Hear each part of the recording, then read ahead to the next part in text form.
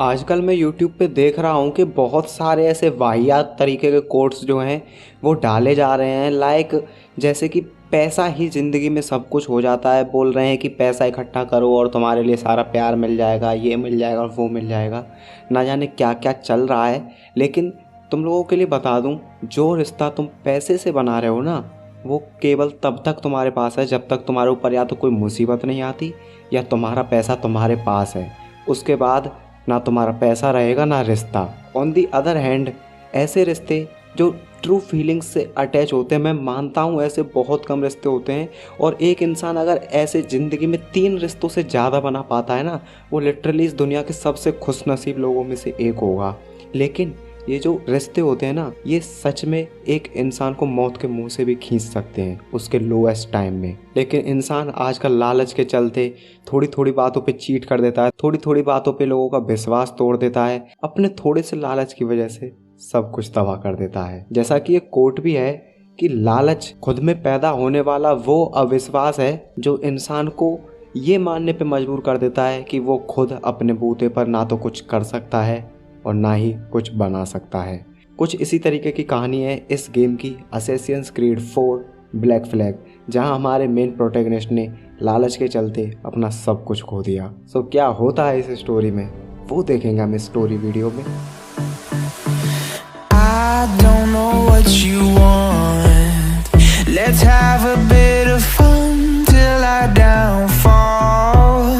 My love, if you feel like I do right now, don't say you're on the run to the other side, my love.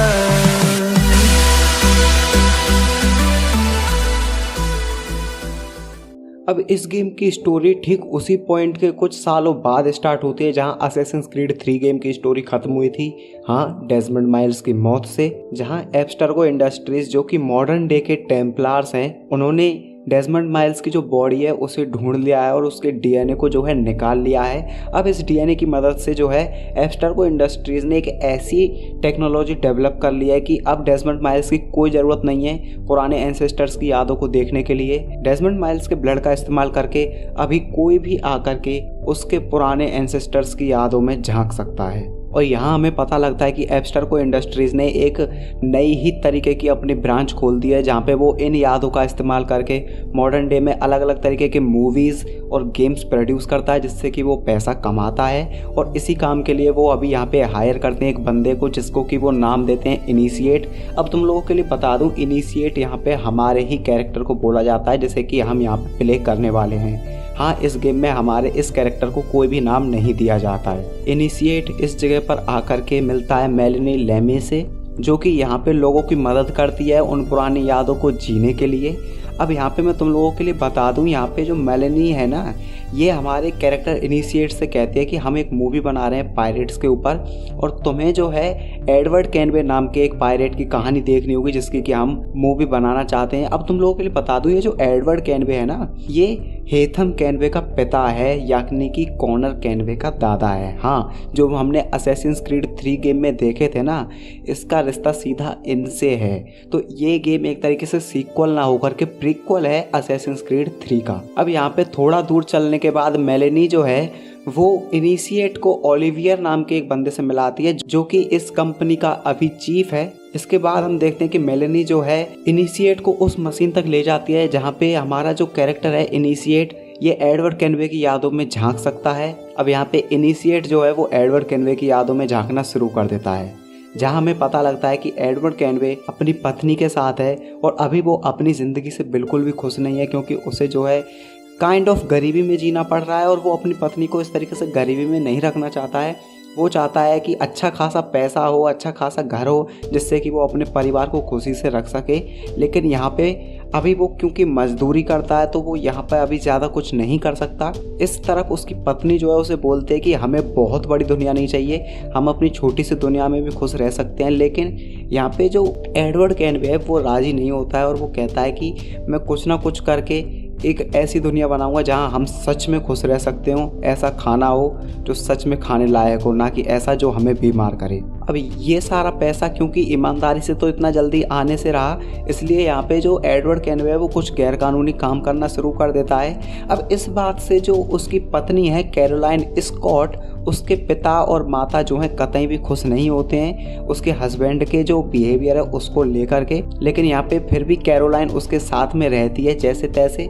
लेकिन एक दिन हमें पता लगता है कि कैरोलाइन भी अभी एडवर्ड कैनवे की जो हरकतें हैं उनसे परेशान हो चुकी है और वो अपने माता पिता के साथ रहने के लिए चली जाती है। यहाँ एडवर्ड कैनवे भी उसे गुस्से में जाने के लिए बोल देता है, लेकिन बाद में जो है उसे रियलाइज़ होता है कि उसने कितनी बड़ी गलती कर दी है और वो जा करके कैरोलाइन स्कॉट को मनाने की कोशिश करता है। लेकिन यहाँ पे कैरोलाइन उससे केवल एक ही बात बोलती है कि तू एक किसान की तरह काम कर ले जिससे कि हम आसानी से खुश रह सकते हैं। लेकिन यहाँ पे अभी भी एडवर्ड कैनवे अपनी बात पे अड़ा हुआ है, इसलिए यहाँ पे कैरोलाइन उसे जाने के लिए कह देती है। यहाँ एडवर्ड कैरोलाइन से वादा करता है कि वो 2 साल में वापस आ जाएगा, बट कैरोलाइन यहाँ एडवर्ड से कोई वादा नहीं करती है कि वो उसके बाद उसके साथ रहेगी या नहीं। सीधा सिंपल बोला जाए तो यहाँ पे अभी जो कैरोलाइन है ये मूव ऑन कर जाएगी अगर एडवर्ड कैनवे नहीं सुधरा तो। स्टोरी में थोड़े आगे चलने पर हमें पता लगता है कि जो एडवर्ड कैनवे है उसने 1715 ईस्वी में एक शिप पर जो है अटैक कर दिया है पायरेट्स के साथ मिलकर के।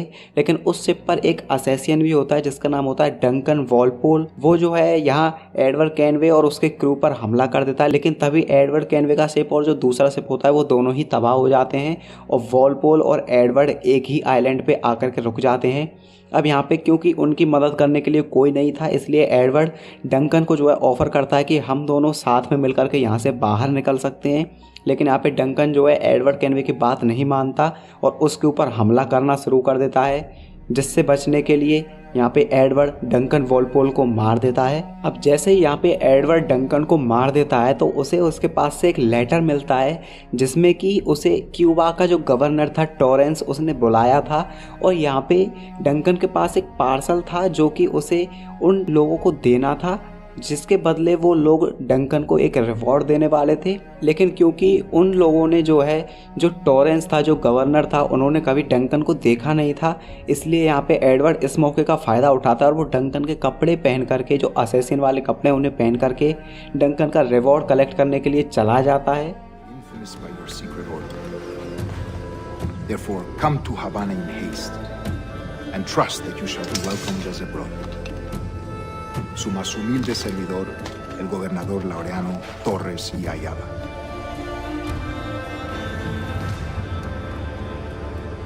Mr. Walpole, let's collect your reward.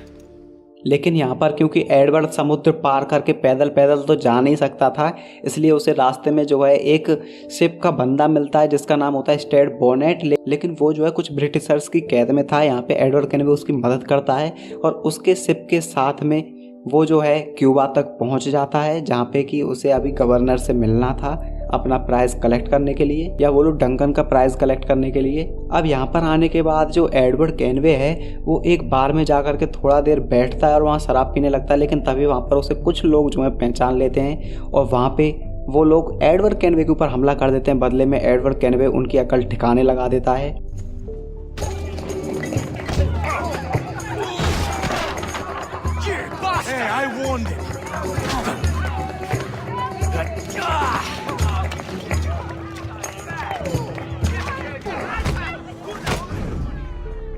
लेकिन जब वहाँ से एडवर्ड कैनवे वापस आता है तो उसे पता लगता है कि जो स्पेनिश सोल्जर्स हैं उन्होंने जो बोनेट है उसका सामान और वो जो पैकेज जो कि अभी एडवर्ड कैनवे को गवर्नर के लिए देना था वो स्पेनिश सोल्जर्स ने सीज कर लिया है। अब यहाँ पे जो एडवर्ड कैनवे है वो उस सामान को लेने के लिए वहाँ पे जाता है, लेकिन वो केवल अपना पैकेज ही ला पाता है क्योंकि वहाँ पे जो बोनेट का सामान था वो बहुत ही ज़्यादा था और एडवर्ड कैनवे वहाँ से अकेला उस सामान को नहीं ला सकता था। अब यहाँ पे ये जो एडवर्ड है ये गवर्नर के पास उस पैकेज को पहुँचाने के लिए जाता है जहाँ पे उसकी मुलाकात वुड्स रॉजर और जूलियन नाम के बंदे से होती है। अब तुम लोगों के लिए बता दूं ये सारे के सारे लोग ही टेम्पलार्स हैं। अब यहाँ पे हमें एक बात और पता लगती है कि जो डंकन वॉलपोल था वो असैसिन ब्रदरहुड को धोखा देने वाला था और टेम्पलार्स के साथ मिलने वाला था। वो तो भला हो एडवर्ड का जिसने कि उसकी कहानी रास्ते में ख़त्म कर दी, लेकिन उसने भी कोई भले मंसूबों के चलते ये नहीं किया था, खुद की जान बचाने के लिए और थोड़े से लालच के लिए वो अब यहाँ पे आया था।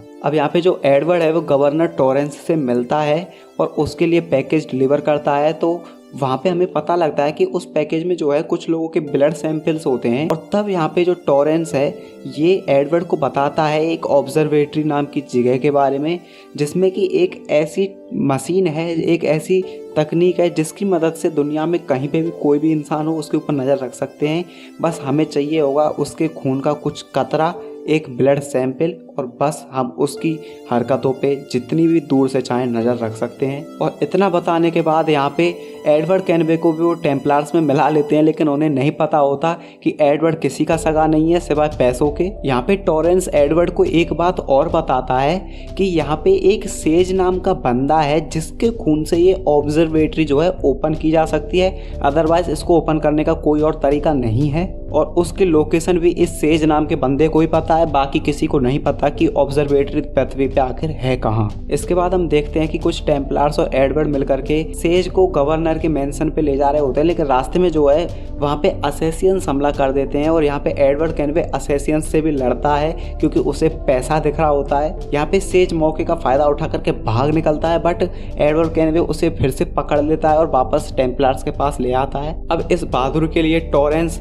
एडवर्ड कैनवे को उसका इनाम दे देता है जो कि वो डंकन वॉलपोल के लिए था, लेकिन यहाँ पे क्योंकि एडवर्ड आया था तो उसे वो इनाम जो है वो मिल जाता है। लेकिन अब इतने से इनाम से एडवर्ड कैनवे का पेट नहीं भरने वाला था, वो चाह रहा था कि उसे और ज़्यादा जो है मुनाफा मिले। अब यहाँ पे एडवर्ड कैनवे के दिमाग में एक जो है थोड़ी सी खुराफात आती है और वो कहता है कि अगर ये जो ब्लड सैंपल्स है और ये ऑब्जर्वेटरी ये असली है तो क्यों ना वो सेज को आज़ाद करा ले और इसकी मदद से खुद पैसे बनाए। इसीलिए अब वो यहाँ पे फैसला लेता है कि वो सेज को जो है टेम्पलार्स की कैद से आज़ाद करा देगा और अब उसी की मदद से खुद पैसे बनाएगा। लेकिन एडवर्ड कैनवे जब वहाँ पे पहुँचता है तो उसे पता लगता है कि सेज ऑलरेडी वहाँ से भाग चुका है।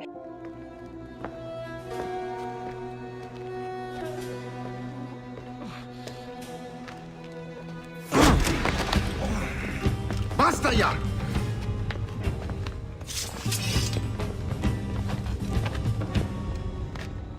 What is your true name, rogue? It's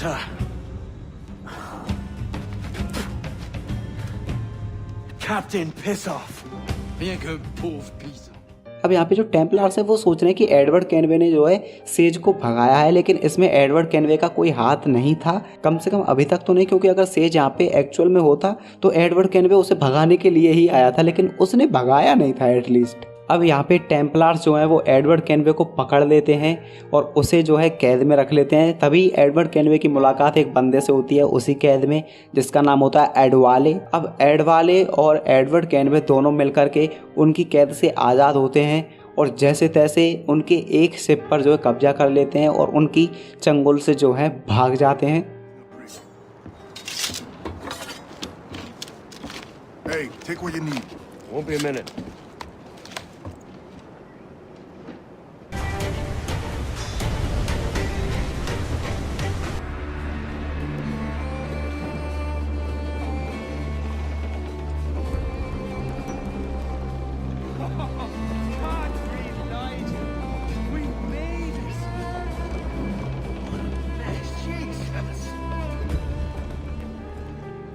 और तुम लोगों के लिए एक बात बता देता हूँ, एडवर्ड जो है यहाँ पे अपनी शिप का नाम भी रख देता है जिसका नाम होता है जैक डो।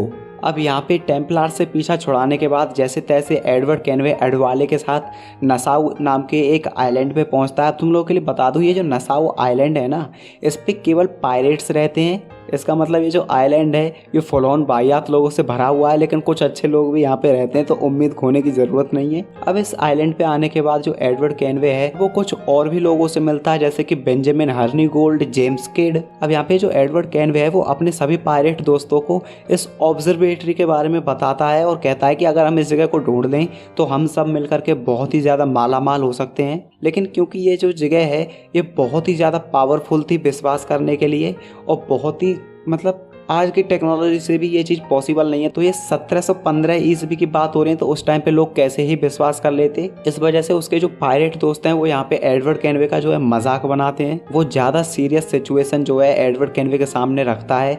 अभी वो जो है कंसर्न्ड है इस नसाउ आइलैंड के लोगों के बारे में, क्योंकि यहाँ पे जो ब्रिटिश आर्मी है वो हो सकता है इस आइलैंड पे हमला कर दे पायरेट्स को ख़त्म करने के लिए और उन्हें बंदी बना ले। वो चाहता है एक ब्रिटिशर्स की शिप पे कब्जा करना जो कि बहुत ही ज़्यादा हथियारों से लैस है और उस शिप की मदद से इस आइलैंड की रक्षा की जा सकती है।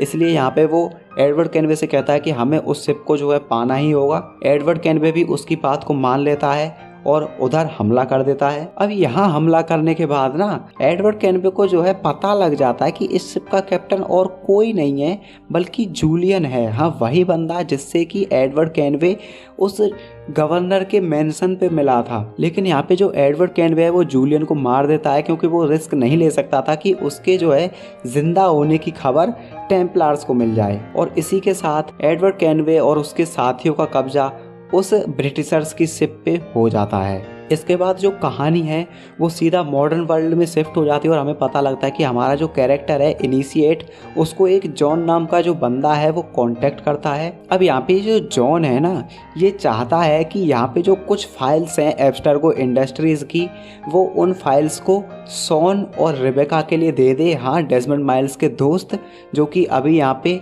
असैसियंस के लिए ही काम कर रहे हैं, लेकिन इनिशिएट को नहीं पता है कि ये लोग असैसियंस हैं। और जॉन के कहने पे वो ऐसा ही करता है, वो उन फाइल्स को शॉन और रेबेका के लिए दे देता है। इसके बाद हमारा जो कैरेक्टर है इनिशिएट वो वापस से आकर के एनिमस मशीन में बैठता है और तभी वो फिर से एडवर्ड कैनवे की यादों को जीना शुरू कर देता है, जहाँ पे जेम्स किड एडवर्ड कैनवे को ट्यूलिम नाम की एक जगह पे बुलाता है, या टूलुम, या मतलब प्रोनाउंसिएशन ऊपर नीचे तुम देख लेना। अब एडवर्ड कैनवे जैसे ही वहाँ पे पहुँचता है तभी वहाँ पर उसको जो है कुछ असैसियंस घेर लेते हैं और उसकी मुलाकात वहाँ होती है अहतवाई से, जो कि असैसियंस जितने भी है ना इन लोगों का मेंटोर है। अब यहाँ पे ये जो अहतवाई है ना, ये एडवर्ड कैनवे से बहुत ज़्यादा भड़का हुआ है, क्योंकि इसने जो हवाना नाम की जगह थी ना, हाँ वहीं पे जहाँ एडवर्ड कैनवे सबसे पहले जाकर के टेम्पलार्स के साथ मिल गया था, तो यहाँ पे जो एडवर्ड कैनवे था इसने कुछ असैसिन्स को मार दिया था, जिसकी वजह से यहाँ पे अहतवाई जो है वो बहुत ज़्यादा भड़का हुआ था कि उसने कुछ असैसिन्स को मार दिया है। लेकिन जेम्स किड यहाँ पे जो है अहतवाई को बोलता है कि इसके पास कुछ सेंस है, ये बाकी के पायरेट्स की तरह नहीं है,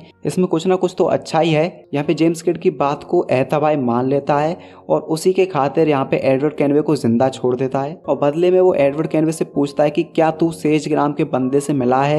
यहाँ पे एडवर्ड कैनवे बोल देता है कि हाँ। अहतवाई उससे फिर से पूछता है कि क्या तू उसे पहचान सकता है। यहाँ पे एडवर्ड कैनवे उसके लिए भी हाँ बोल देता है, क्योंकि वो एक्चुअल में सेज को पहचान सकता था। अब तुम लोगों के लिए मैं यहीं पे एक बहुत ही इंटरेस्टिंग बात बता देता हूँ। असैसिन्स क्रीड 3 में तुमने जूनो नाम की एक जो बीइंग थी वो देखी होगी, और उसी गेम में तुम्हें जो है उसके पति की भी एक कहानी देखने को मिली होगी कि उसका पति भी जो है मर रहा था और फिर तब जूनो ने उसके ऊपर कुछ एक्सपेरिमेंट्स किए थे। अब तुम लोगों के लिए बता दूं, उन एक्सपेरिमेंट्स का जो नतीजा था वो ये निकला था कि उसका जो पति था ना वो अभी बार बार जन्म ले रहा था। एक तरीके से उसके जो है बार बार अवतार आ रहे थे, जो कि हिस्ट्री में कहीं ना कहीं कुछ सालों बाद जो फिर से पैदा होता था और इस ऑब्जर्वेटरी को ढूंढ रहा था।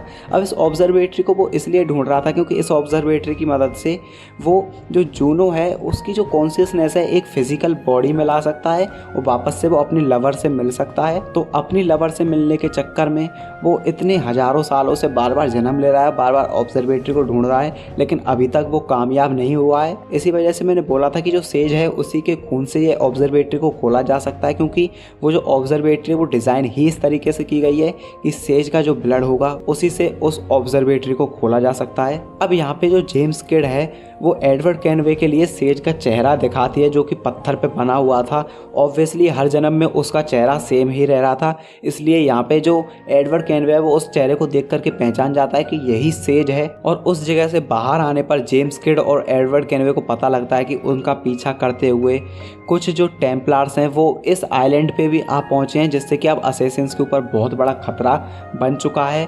और केवल असैसिन्स के ऊपर नहीं, क्योंकि जो एडवर्ड कैनवे के साथी थे ना, जो पायरेट्स थे, उन लोगों को भी जो है टेम्पलार्स ने बंदी बना लिया है। यहाँ पे एडवर्ड कैनवे असैसिन्स की मदद करता है टेम्पलार्स को ख़त्म करने में। अब उसके छोटे से एहसान की वजह से एहतवाई जो है एडवर्ड की जान बख्श देता है, अदरवाइज वो उसको यहाँ पे मार देने वाला था, लेकिन उससे कहता है कि इस आइलैंड पे फिर से आने की कोई ज़रूरत नहीं है। यहाँ पे एडवर्ड कैनवे इस आइलैंड को छोड़ के निकल जाता है। इसके बाद जो कहानी है वो 2 साल आगे बढ़ जाती है और हमें दिखाई जाती है 1717 ईस्वी, जहाँ पे एडवर्ड कैनवे की मुलाकात होती है 2 बंदों से जिनका नाम होता है चार्ल्स वेन और जैक रैकहम। और यहाँ पे ये जो बंदे हैं ना, ये एडवर्ड कैनवे को बताते हैं कि जो गवर्नर टॉरेंस था जिसने कि फर्स्ट प्लेस में डंकन वॉलपोल समझ के एडवर्ड को इनाम दिया था, वो जो है अभी बहुत सारा सोना और बहुत सारा पैसा लेकर के एक जो फोर्ट है, नेवल फोर्ट है, वहाँ पे आ रहा है। अब इसी खबर की वजह से जो यहाँ पे एडवर्ड कैनवे और उसके साथी हैं वो उस फोर्ट पे हमला कर देते हैं। अब उस फोर्ट पे हमला करके उस फोर्ट को जीतने के बाद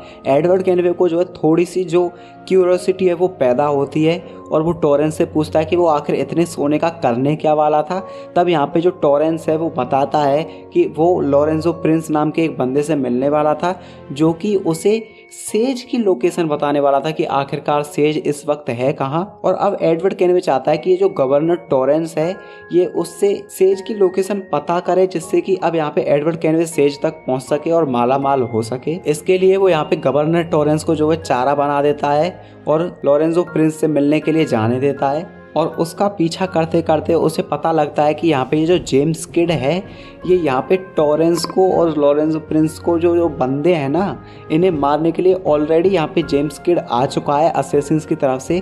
अब यहाँ पे एडवर्ड कैनवे नहीं चाहता कि जेम्स किड इन दोनों को मार दे, क्योंकि अगर जेम्स किड इन दोनों को मार देता तो एडवर्ड कैनवे को सेज की लोकेशन कभी भी पता नहीं लगती और उसका पैसे कमाने का जो सपना है वो सपना ही रह जाता। इस वजह से यहाँ पे एडवर्ड कैनवे जेम्स किड को रोक देता है। No. Not until we see the sage. Here's a quiet. लेकिन हमें पता लगता है कि जो लॉरेंजो प्रिंस है उसको ना जाने कैसे पता लग चुका है कि यहाँ पे एडवर्ड कैनवे और जेम्स किड उनका पीछा कर रहे हैं और इसी वजह से यहाँ पे जो लॉरेंजो प्रिंस है वो टॉरेंस के लिए सेज की लोकेशन बताने से मना कर देता है और यहाँ पे एडवर्ड कैनवे और जेम्स किड के ऊपर हमला करवा देता है।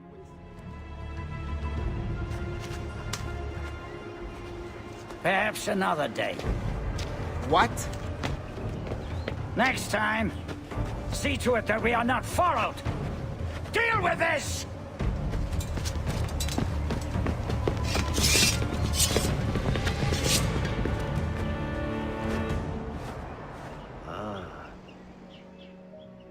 यहाँ पे एडवर्ड और जेम्स दोनों उन सोल्जर से लड़ने के बाद वहाँ से भाग निकलते हैं। अब यहाँ पे जो जेम्स किड है वो एडवर्ड कैनवे से गुस्सा है कि उसने मौका होने के बावजूद टॉरेंस और प्रिंस को नहीं मारने दिया, लेकिन एडवर्ड कैनवे उसे मना लेता है। लेकिन तभी हमें पता लगता है कि ये जो जेम्स किड नाम का बंदा है ये एक्चुअल में बंदा नहीं बंदी है, जिसका असली नाम है मैरी रीड। अब यहाँ पे जो मैरी रीड है वो प्लान बनाती है कि वो जो है सोल्जर्स का ध्यान भटकाएगी। इसके बदले में यहाँ पे जो एडवर्ड कैनवे है वो अंदर घुस जाएगा और यहाँ पे लॉरेंजो प्रिंस को मार देगा और टॉरेंस को भी अगर मौका लगे तो। यहाँ पे एडवर्ड कैनवे मौका मिलने पर लॉरेंजो प्रिंस को मार देता है और तभी हमें पता लगता है कि ये जो सेज नाम का बंदा था ना ये ऑलरेडी लॉरेंजो प्रिंस के लिए ही काम कर रहा था।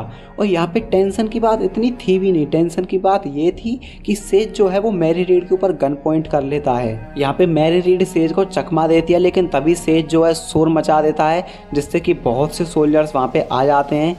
अब यहाँ पे जो मैरी रीड है और एडवर्ड कैनवे जैसे तैसे वहाँ से अपनी जान बचा करके भाग जाते हैं। अब इसके बाद कहानी सीधा 1 साल आगे पहुँच जाती है 1718 ईस्वी में, जहाँ पे अब टॉरेंस के बाद जो है कोई अलग ही गवर्नर बन चुका है बाहामास का और उसने ऐलान किया है कि जितने भी पायरेट्स हैं वो सीधा सीधा सरेंडर कर दें, जिससे कि उनकी जान जो है बख्श दी जाएगी और उनके अब तक के जो भी गुनाह हैं वो भी माफ़ कर दिए जाएंगे अगर वो लोग सरेंडर करते हैं तो। लेकिन यहाँ पे जो ब्लैक बियर्ड है वो इस चीज़ से टेंशन में तो था ही, लेकिन उसके सामने एक और टेंशन थी कि ये जो नसाउ नाम का जो आइलैंड था यहाँ पे जो जितने भी पायरेट लोग थे, जितने भी यहाँ पे आम लोग रह रहे थे, वो बीमार पड़ते जा रहे थे और बिना दवाइयों के उनकी बीमारी को ख़त्म करने का कोई तरीका था नहीं। अब यहाँ पे ब्लैक बियर्ड जो है इसी वजह से दवाइयाँ ढूंढने के लिए आगे निकल पड़ता है। अब इधर हमें पता लगता है कि जो टैच है यानी कि जो ब्लैक बियर्ड है उसने कुछ लोगों को जो है हॉस्टेज रख लिया है, कुछ लोगों को बंदी बना लिया है और गवर्नर से अभी मांग कर रहा है कि अगर इन लोगों को जिंदा देखना है तो चुपचाप हमारे लिए दवाइयाँ दे दे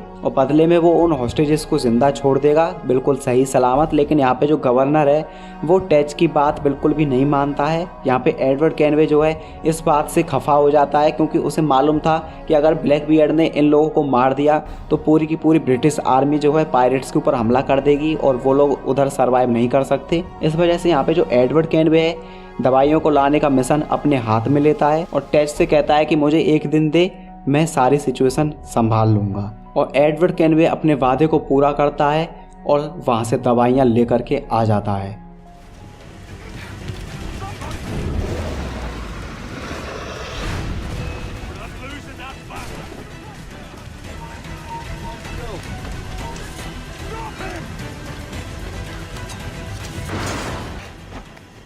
God save me and flay all you devils! Ah!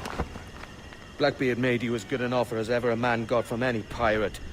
You might curse his methods, but medicine was all he wanted. And now he'll get it.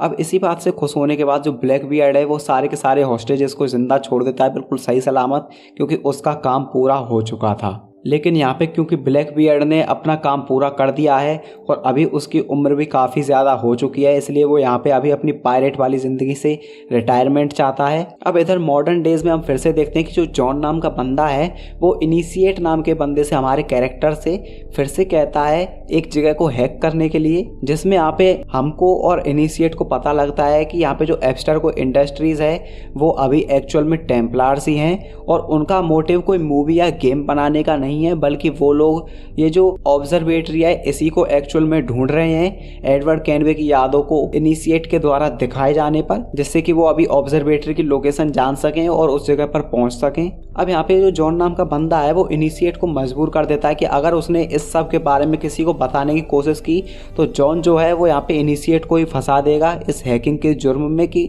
उसी ने जो है अपनी मर्जी से इन सभी कंप्यूटर्स को हैक किया है। इस वजह से यहाँ पे इनिशिएट कुछ नहीं बोल पाता और अपना मुंह बंद रखता है।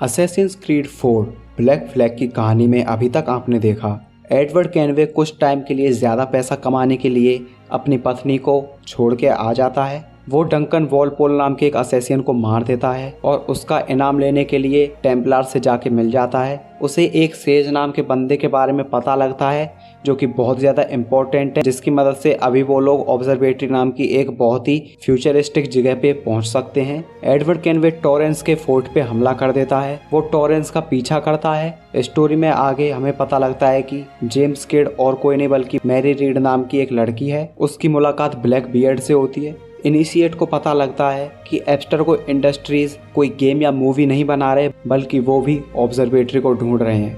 अब आगे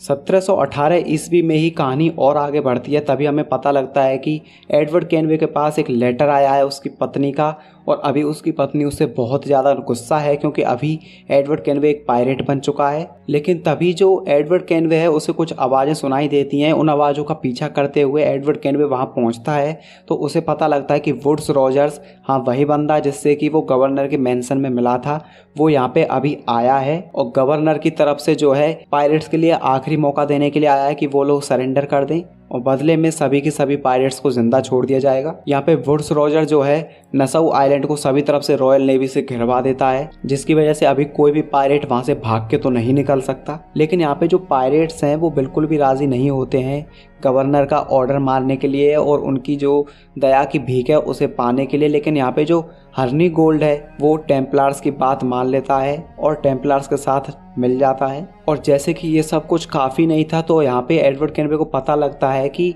एक जो ऑफिसर है वो यहाँ पे जितने भी पायरेट्स के शिप हैं उन्हें तोड़ करके तबाह करना चाहता है। लेकिन यहाँ पे एडवर्ड कैनवे उनके मंसूबों में उनको कामयाब नहीं होने देता और उनके शिप से लड़ता हुआ यहाँ से निकल जाता है। अब यहाँ से भागने के बाद एडवर्ड कैनवे ब्लैक बियर्ड के पास मदद मांगने के लिए जाता है क्योंकि ब्लैक बियर्ड जो है यहाँ पे रिटायर हो चुका था और अभी वो और कोई भी पायरेट एक्टिविटी जो है यहाँ पे नहीं करने वाला था। लेकिन क्योंकि अभी नसाउ आइलैंड पे जो है मुसीबत आ चुकी थी इसलिए एडवर्ड कैनवे ब्लैक बियर्ड की मदद चाहता है। लेकिन ब्लैक बियर्ड जो है वो एडवर्ड कैनवे से मना कर देता है कि उसके पायरेट वाले दिन अब खत्म हो चुके हैं, बल्कि वो एडवर्ड कैनवे से कहता है कि यहीं पे जश्न में शामिल हो जाओ। यहाँ पे एडवर्ड कैनवे को एक बंदे पे शक होता है जिसकी वजह से वो उसका पीछा करता है। तभी हमें पता लगता है वहाँ पे कुछ जो शिप्स हैं उन्होंने उस जगह पे हमला कर दिया है। What the devil?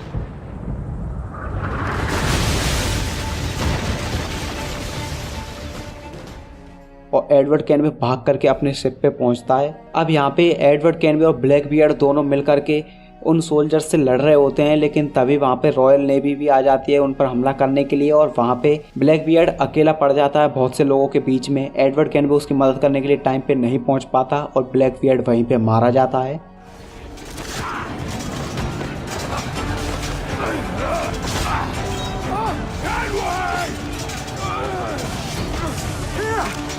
In a world without gold, we might have been heroes!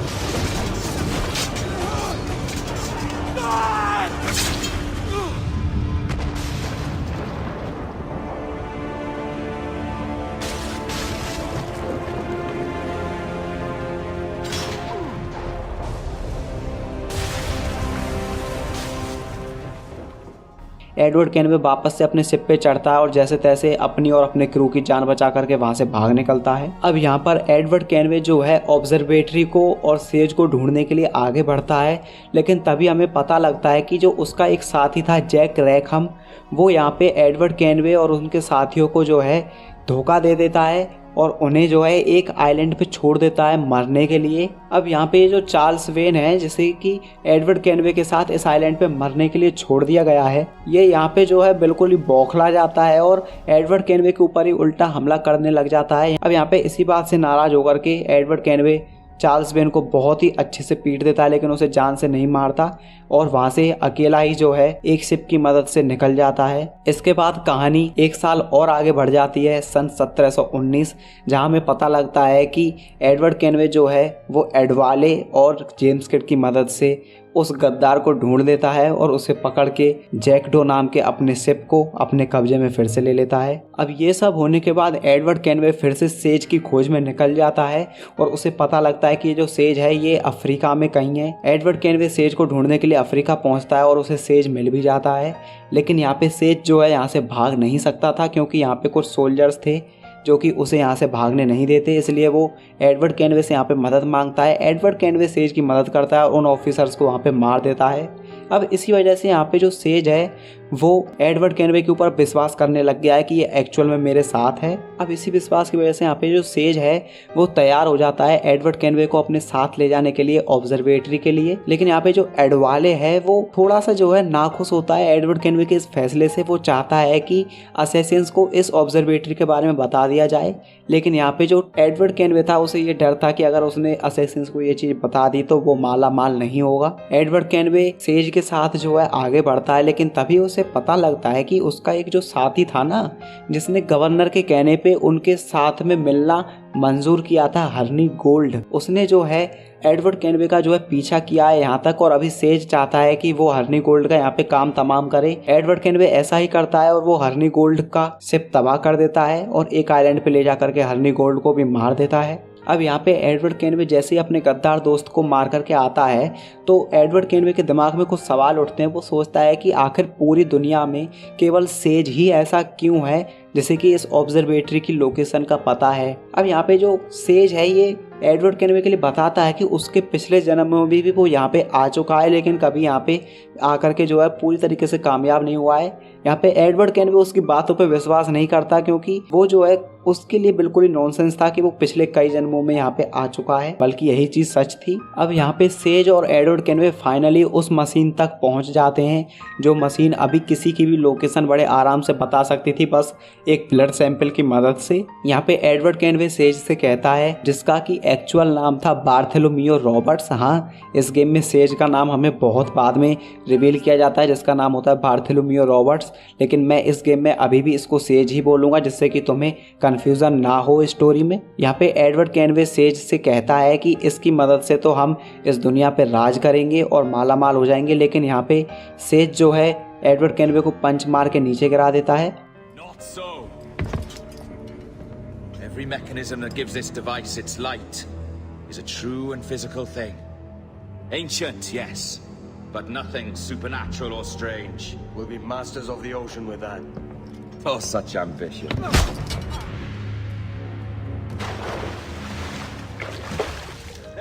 और उसे कहता है कि लॉयल्टी मेरे खून में नहीं है, मैं अकेला ही जो है इस पावर की हेल्प लूंगा और सभी पे राज करूंगा। और इसी के साथ वो उस स्कल को लेके चल देता है जिसमें कि ये पावर थी कि किसी के भी ब्लड से किसी की भी लोकेशन पता की जा सके। एडवर्ड कैनवे जैसे तैसे उस जगह से बाहर निकलता है, लेकिन बाहर निकलने में वो घायल हो जाता है। एडवर्ड कैनवे जैसे ही वहां से बाहर निकलता है घायल अवस्था में, वो देखता है कि जैकडो जो शिप है वो ऑलरेडी वहां पे निकल चुका है उसको छोड़ करके।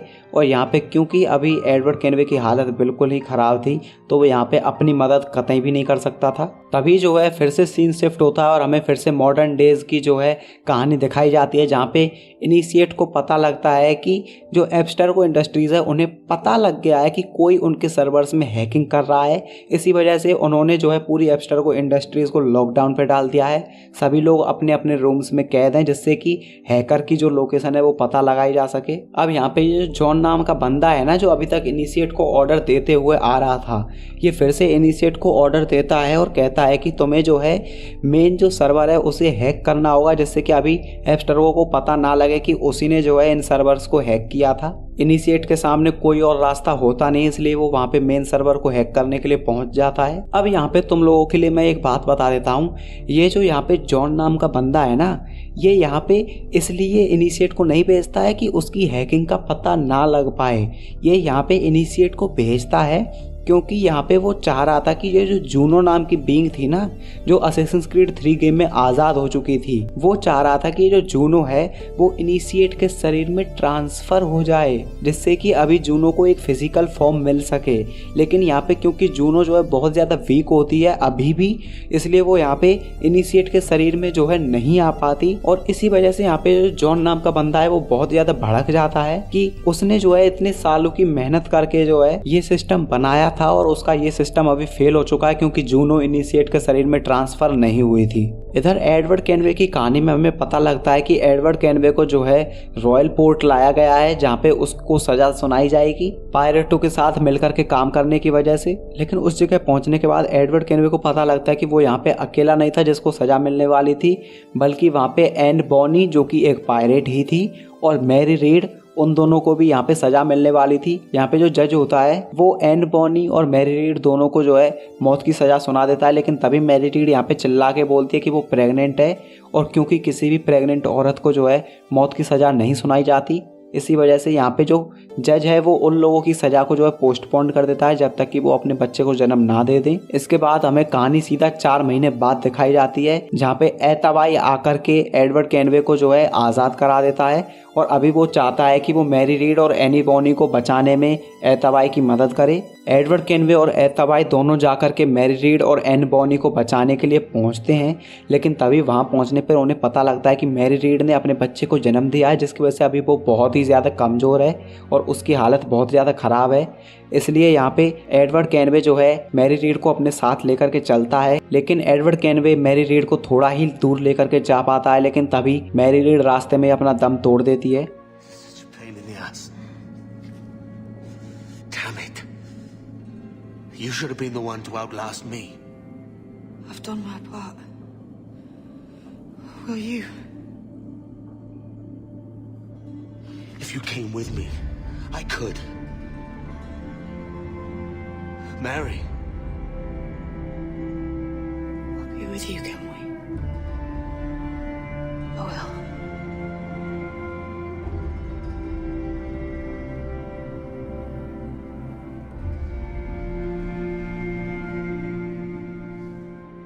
एडवर्ड केनवे मैरी रीड की बॉडी को अपने साथ लेकर के जाता है और एन बॉनी और एतवाई के लिए उस बॉडी को दे देता है। अब यहाँ पे जो एतवाई है उसकी इस हरकत को देखने के बाद थोड़ा सा खुश हो जाता है और उसे असैसिन्स वाले कपड़े उसे लौटा देता है।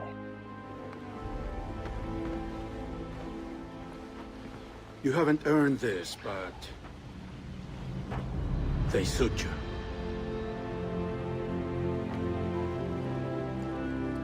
Good fortune to you, Edward Kenway. और यहाँ पे एतवाई भी अब समझ जाता है कि एडवर्ड केनवे अब फिर से कोई भी गलत काम नहीं करेगा। अब तुम लोगों के लिए बता दूं, यहाँ पे जो मैरी रीड है वो एडवर्ड केनवे से एक वादा करने के लिए बोलती है कि वो अभी यहाँ पे मैरी रीड का अधूरा काम पूरा करेगा। जी हाँ, असैसियंस के साथ वो मिलकर के मैरी रीड जो करना चाहती थी वो करने वाला होगा यहाँ पे, लेकिन क्योंकि यहाँ पे एडवर्ड केनवे मैरी रीड की डेथ की वजह से बहुत ही ज़्यादा टूट चुका था, इस वजह से यहाँ पे वो शराब के नशे में धुत हो जाता है उस वादे को भूल करके। और जब उसे होश आता है तो वो किंगस्टन में पहुँच चुका होता है और उसे एडवाले वहाँ पे जगाता है और उसे उसका शिप भी दे देता है। लेकिन यहाँ पे एडवाले जो है एडवर्ड केनवे के साथ जाने से मना कर देता है, क्योंकि एडवर्ड केनवे केवल अपने बारे में ही सोचता है। और एडवाले उसे कहता है कि जब तेरा मूड बदले तो असैसियंस के पास आ जाना, वहाँ तुझे एक नई राह मिलेगी। और एडवाले भी असैसियंस के पास तुलुम में पहुंच जाता है। अब एडवर्ड केनवे भी कुछ दिनों के बाद तुलुम पहुंचता है जहाँ पे असैसियंस का बेस है, लेकिन वहाँ पहुंचने पर एडवर्ड केनवे को पता लगता है कि कुछ टेम्पलार्स ने जो है वहाँ पे हमला कर दिया है। एडवर्ड केनवे यहाँ पे सभी असैसियंस की मदद करता है और सभी के सभी टेम्पलार्स को ठिकाने लगा देता है। अब यहाँ पे ये सारा हंगामा शांत होने के बाद एडवर्ड केनवे एन बॉनी के पास जाके बैठता है और तब उसे वहाँ जाके पता लगता है कि उसका जो बच्चा था वो पैदा होते ही मारा जा चुका है। और इस वजह से यहाँ पे एन बॉनी बहुत ज़्यादा दुखी होती है, लेकिन वो बहुत ही हिम्मत वाली औरत होती है, इस वजह से वो बहुत जल्दी उस सदमे से बाहर आ जाती है और एडवर्ड केनवे के साथ उसके शिप को चलाने में मदद करती है। इसके बाद कहानी सीधा शिफ्ट होती है एक साल और आगे, सन 1721। यहाँ पे एडवर्ड केनवे को और असैसियंस को पता लगता है कि वुड्स रॉजर जो है एक पार्टी में जाने वाला है। इस वजह से यहाँ पे एडवर्ड केनवे जो है एक इटालियन फिलोसोफर के कपड़े पहन करके उस पार्टी में घुस जाता है और वहाँ पे वुड्स रॉजर को मार देता है। यहाँ पे एडवर्ड केनवे वुड्स रॉजर से सेज की लोकेशन पूछता है और कहता है कि मैं सेज को रोक सकता हूँ। अब क्योंकि वुड्स रॉजर जो है यहाँ पे सेज से कतई भी खुश नहीं था और वो भी नहीं चाहता था कि इतनी खतरनाक शक्ति जो है सेज जैसे इंसान के हाथ में हो, इस वजह से यहाँ पे वो एडवर्ड केनवे के लिए सेज की जो लोकेशन होती है वो बता देता है। अब यहाँ पे एडवर्ड केनवे को जैसे ही सेज की लोकेशन पता लगती है वो सीधा सेज को मारने के लिए आगे बढ़ता है। जैसे ही सेज को पता लगता है कि एडवर्ड केनवे यहाँ पे उसे मारने के लिए आ चुका है, इसलिए वो वहाँ पे अपने शिप को लेकर के भागने लगता है, लेकिन एडवर्ड केनवे उसके शिप को तोड़ देता है और उसके शिप पर चढ़ करके यहाँ पे सेज को वो मार देता है। लेकिन यहाँ पे जो सेज है वो एडवर्ड केनवे से कहता है कि तेरा मुझे मारने का कोई फ़ायदा नहीं हुआ, क्योंकि ये मेरी टेम्परेरी बॉडी है, परमानेंट नहीं। क्योंकि जैसा कि मैंने स्टोरी में तुम्हें बता दिया है कि ये जो सेज है ये जूनो के हस्बैंड जो एटा था उसका एक तरीके से अवतार मान लो, जो कि बार बार धरती पे लौट के आता है जिससे कि वो उस ऑब्जर्वेटरी पे पहुंच सके और जैसे तैसे जूनो को जो है उसकी एक फिजिकल बॉडी दे सके और फिर से अपने प्यार से मिल सके। अब यहाँ पे सेज को कोई फ़र्क नहीं पड़ रहा था कि वो मारा जा चुका है, क्योंकि उसे पता था कि उसका फिर से जन्म होगा।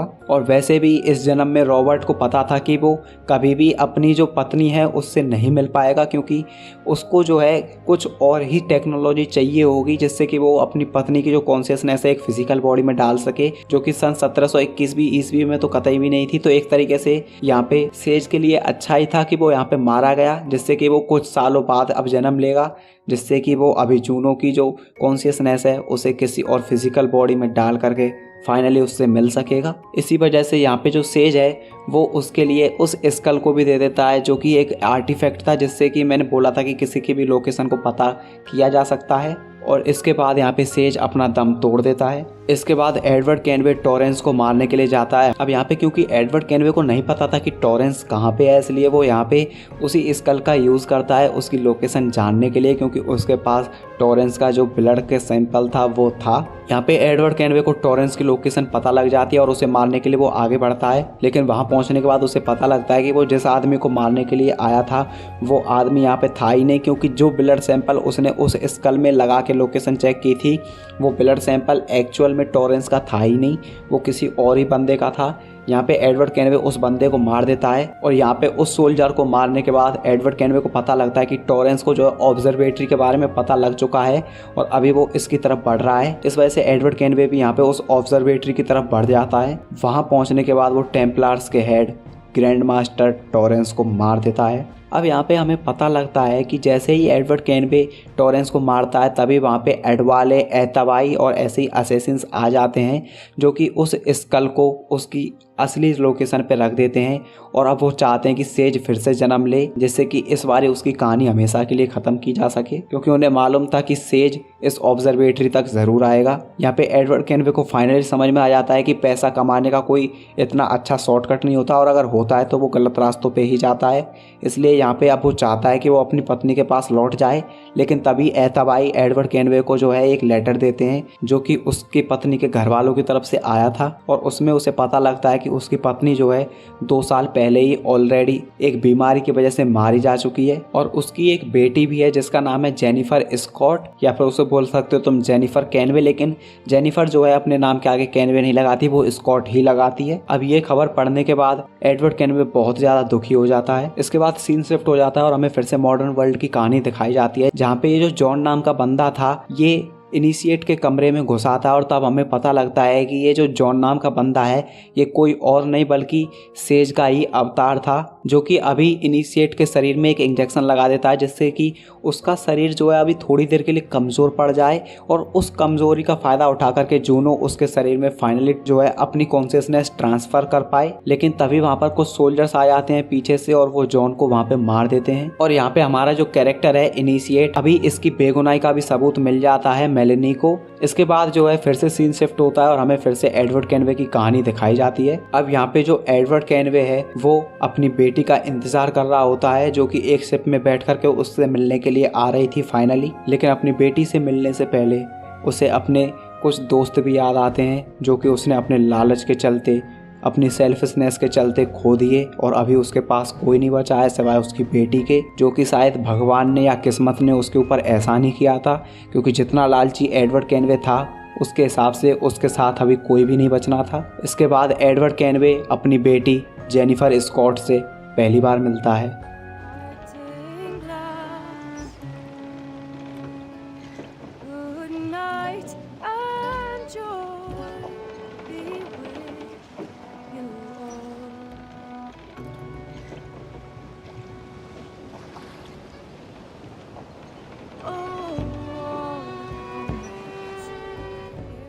और यहाँ पे वो अपनी बेटी के साथ एक शिप में बैठ करके इंग्लैंड आ जाता है। इसके बाद अगले सीन में हमें दिखाया जाता है कि एडवर्ड कैनवे ने कुछ सालों के बाद एक दूसरी शादी कर ली है, जिस शादी के बाद उसे एक और बेटा हुआ है जिसका नाम है हेथम।